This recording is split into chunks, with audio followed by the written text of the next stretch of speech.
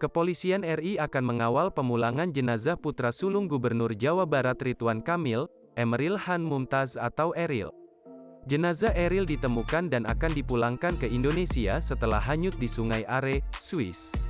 Menurut Kepala Bagian Penerangan Umum Divisi Humas Polri Kombes Gatot Repli Handoko, polisi akan mengawal proses pemulangan jenazah, mulai dari Bandara Soekarno-Hatta hingga ke rumah duka. Ia menegaskan, pengawalan tidak menutup kemungkinan akan diteruskan hingga ke pemakaman Eril. Menurut dia, pengawalan akan dilakukan oleh jajaran Polda Jawa Barat.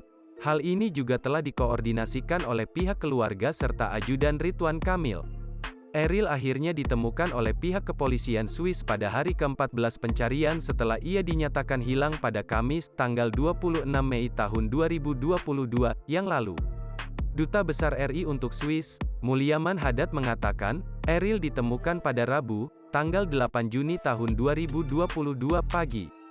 Polisi wilayah Bern mendapat laporan temuan tubuh seorang pria berada di air bendungan Engehalde, di Bern. Spesialis dari polisi air Bern mendapati tubuh pria itu di cekungan luapan bendung kemudian menyelamatkannya. Setelah ditemukan, jenazah Eril akan langsung dibawa ke Indonesia secepatnya. Perwakilan keluarga Ridwan Kamil, LP Nazuzaman menyampaikan, jenazah Eril kemungkinan bakal dibawa ke Indonesia pekan ini. Menurut dia, jenazah Eril akan dibawa ke Indonesia pada hari Sabtu atau Minggu. Dia menyebut jenazah Eril akan disucikan dan disalatkan sebagai seorang Muslim.